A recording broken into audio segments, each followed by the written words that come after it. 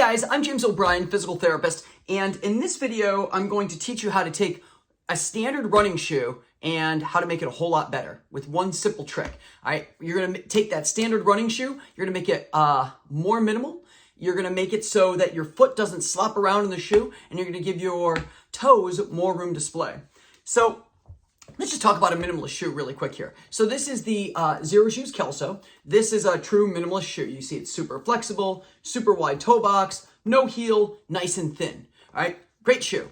Minimalist shoes are great because they do allow those toes to splay. But one of the downfalls of a minimalist shoe is that your foot sometimes can just slop around in the shoe.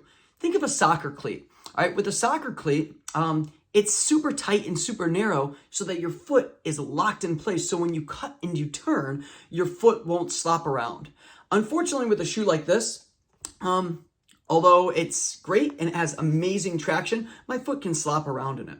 So let's talk about how to take another type of shoe, say this Ultra here, or this Topo, which are not minimalist shoes, how to make them more minimal, how to make it so your foot doesn't slop around so much. All right, so this is the most simple fix, and I do this with basically all my shoes.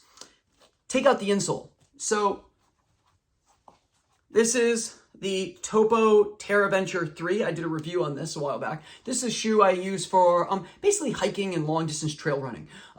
If I'm looking for a shoe that gives me a little bit more protection and some really gnarly traction, this has the Vibram Mega Grip, which I love. And just, something that's just, I'm going to be on my feet for a little bit longer. I don't necessarily love something that's super thin. So this is a great shoe, but one of the things I didn't like about it is when I had the insole in with the shoe, there was a whole lot of cushion here, just too much. And I lost my connection to the ground. So the second I took the insole out, a lot of good happened.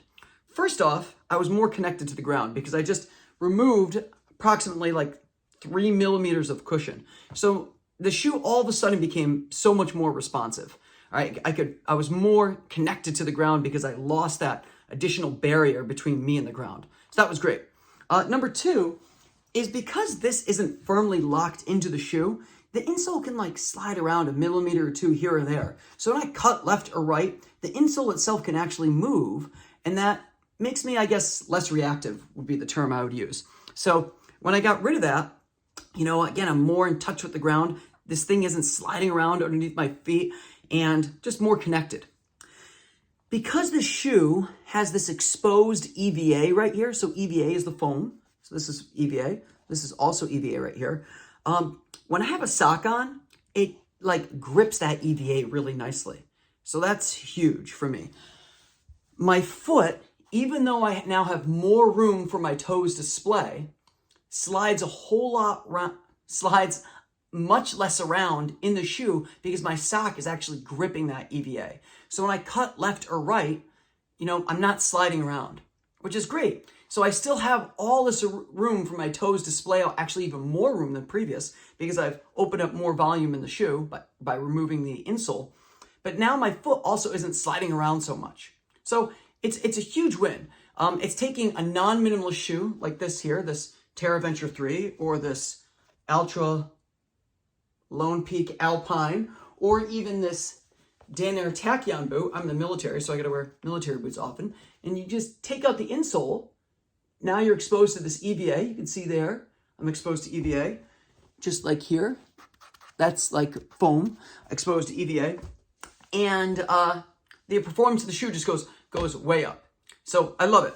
Now this doesn't work for every shoe, however, all right? So for example, if I took the insole out of this Zero Shoes Kelso right here, so I took the insole out, cool insole, you see, all these perforations provide for breathability. But this Zero Shoes Kelso right here, that's actually fabric right there. So what they did is they put fabric over the EVA. This has a little bit of cushion to it.